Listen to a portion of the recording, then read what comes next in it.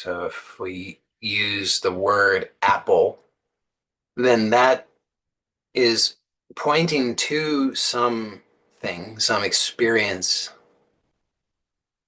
but it's not capable of actually grasping it.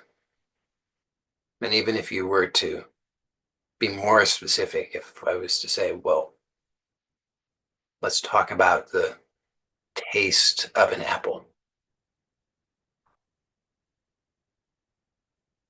You could describe the taste of the apple using other concepts.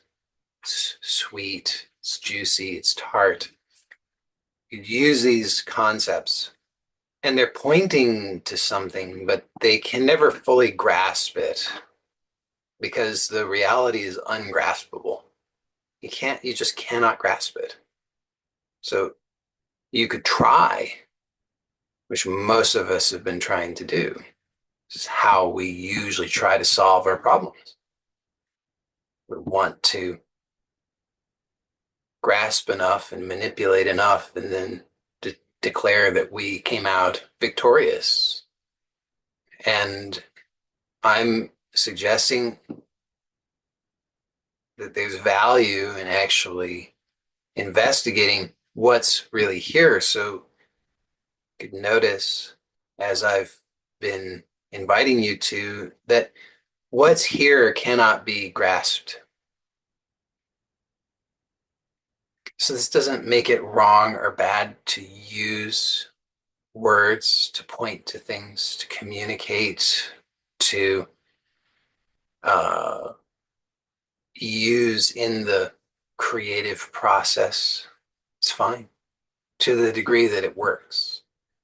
I'm just inviting in those aspects of your experience where it's not working, investigate that so that you can find out what is blocking and is it what you think?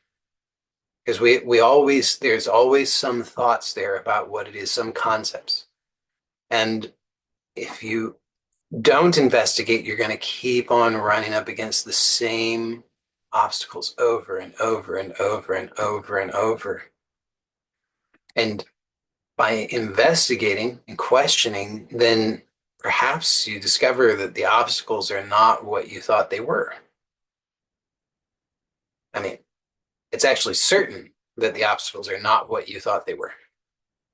And the degree to which they are not what you thought they were might surprise you. In fact, sometimes it's like we've got to completely invert it. Sometimes what we perceive as the obstacle is actually the way. That's how disoriented we can become. So, but you can't know, you can't find out until or unless you're willing to sincerely investigate. So, just by slowing down in this way. So, I'm using that term slow down, but if you don't like that term, use a different term. It's just a term that I'm using to point to and invite an investigation on your part. So again, like I said, you can just notice, what is this really that's happening here? And when you ask this question, what is this really that's happening here? Then you hopefully start to realize the things that you think this is about. Right? You think that you know something about this, whatever this refers to. So this could refer to your problem, it could refer to this meeting, it could refer to life in general, it could refer to whatever, anything. We could start with this meeting.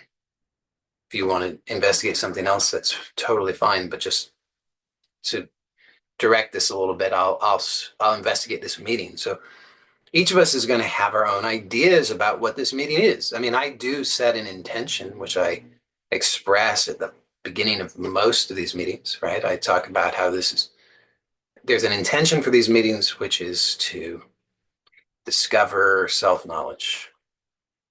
But despite that, I mean, it's awfully broad anyway. But even if it was more specific, it would still be open to all of our individual interpretations. We're all going to bring our own biases to that. without even realizing it, and without realizing that not only are you doing it, but so is everybody else. So then we've got all of these people bringing all of their own biases, their own assumptions, their own interpretations, their own definitions. And then, but then we pretend like there's a thing here. There's no thing here. What is the thing here? If there was anything here, we don't know what it is because everybody's got their baggage that they're coming with.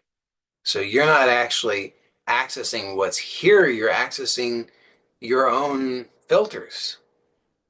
So we've got all of these people here and everybody's having their own experience.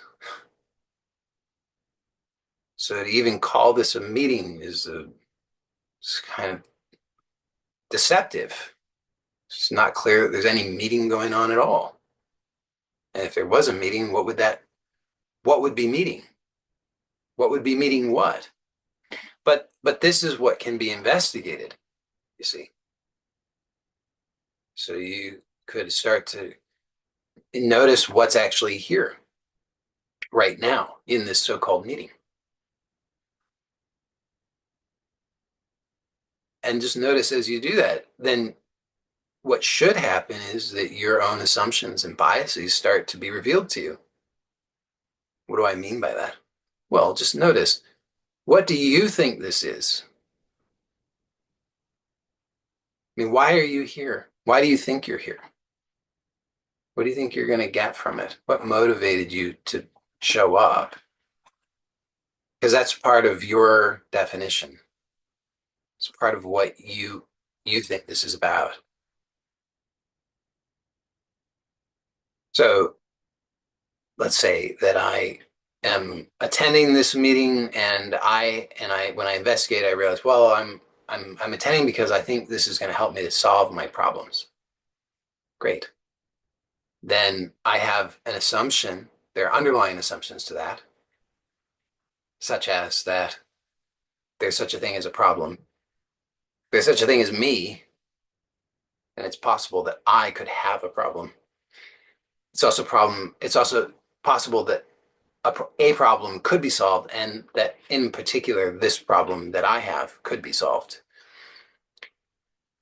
Even more specifically, it's possible that the problem that I have could be solved by me, and that I could solve that problem once I have something that I'm presently lacking, and that I might get whatever it is that I'm lacking in this meeting. I mean, I could go on. There's more and more and more, right? I mean, for every assumption, then you can there's more assumptions underlying that. I mean, if I'm lacking, if I have a problem and I have the problem because I'm lacking something, and it's possible for me to solve that problem by gaining whatever it is that I'm lacking, well, then there's an underlying assumption that whatever it is that I am is capable of lacking. But how do I know that that's true? You see, I'm probably not going to succeed today. I'm laughing just because the underlying assumptions there are hilarious, but I'm probably not going to succeed. And so therefore, many of you will probably continue to perceive that you do have problems that you will want to solve in life. But if I did succeed, then you would not show up to these meetings anymore. Well, or maybe you would show up for a different reason. Or maybe you would just start to notice that the real reason why you're showing up has nothing to do with what you think it is. Maybe the real reason for everything is not what you think it is. That's much closer to the truth, isn't it? Because you might start to notice that you've just invented stories about everything. And a lot of those stories are not actually working well for you.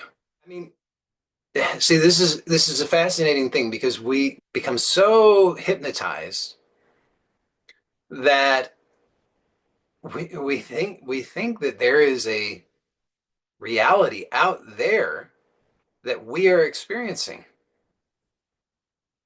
Isn't that true? Don't you think there's a reality out there that you're experiencing? So there's a meeting that's happening out there and you're attending it. That's what you would think. You would think that there's a meeting out there and you're attending it. You would think that there are things happening in the world and you are experiencing them. You think there's a world out there. And you think that world has certain characteristics. You think it's true. But how do you know it's true? The answer to that is you don't. You only think it's true. You think it's true, and then you believe it.